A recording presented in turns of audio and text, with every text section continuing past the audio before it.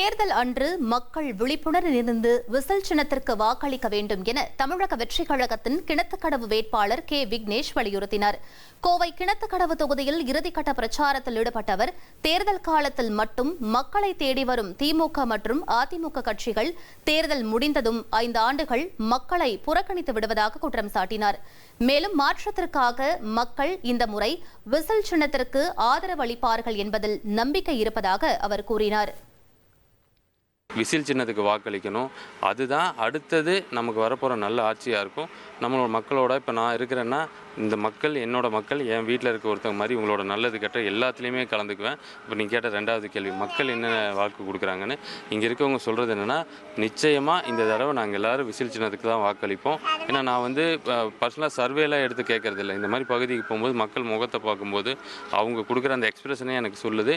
நிச்சயமாக இந்த தடவை விசில் சின்னம் கிணத்துக்கடவு சட்டமன்ற தொகுதியில் அதிபெரும்பான்மையான வாக்கு வித்தியாசத்தில் வெற்றி பெறப் போகுது. 1,28,00,000 மனங்களை வென்ற தந்தி டிவி யூடியூப் சேனல். தவிர்க்க முடியாத தம்ப்நெயில், கலக்கலான கான்டென்ட்ஸ். நீங்களும் இந்த குடும்பத்தில் இணைய இப்பவே சப்ஸ்கிரைப் பண்ணுங்க. அசுரபலம் கொண்ட எங்கள் டிஜிட்டல் கரங்களில் உங்கள் விளம்பரங்களை சேர்க்க வாட்ஸ்அப் பண்ணுங்க. 8939888838. Email advtthanditv@dttv.in.